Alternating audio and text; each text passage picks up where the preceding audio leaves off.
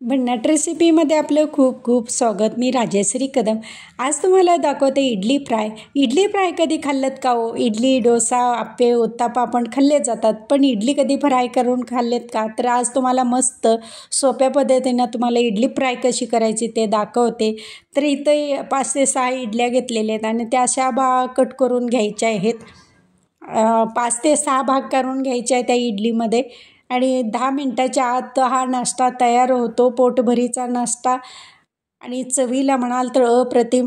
फोडणीसाठी सुद्धा मी लोखंडी तवा वापरलेला आहे. लोहची आवश्यकता असते आपल्या शरीराला आणि यातून आपल्याला मिळतं लोह. तर आता त्याच्यामध्ये जिरं, मोहरी, 1 मिरची घालून घेऊ. तिखट जर जास्त आवडत असेल तुम्हाला तर आणि एखादी मिरची जास्त वापरायची. पांढरे तीळ अर्धा चमचा घालून घेऊ आणि भरपूर असं हिंग आणि हळद घालून घ्यायची आहे त्याच्यामध्ये. त्या इडलीला खूप छान चव येते आणि सगळ्या कट केलेले आहेत अशा प्रकारे घालून घ्यायचे आहे. आणि सजावटीसाठी मी काय काय वापरणार आहे पुढे रेसिपी कीप न करता पहा, म्हणजे तुमच्या लक्षात येईल मी काय काय त्याच्यामध्ये वापरलेलं आहे नंतरनं.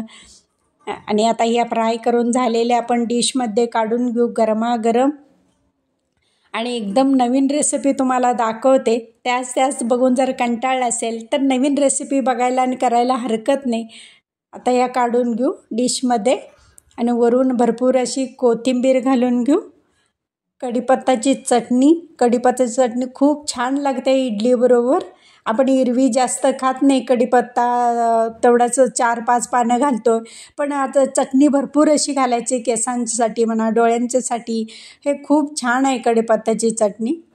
आता वरून घालू त्याच्यावरती बारीक शेव देखील घालून घ्यायचं आहे आणि सॅलड घालून घ्यायचं आहे.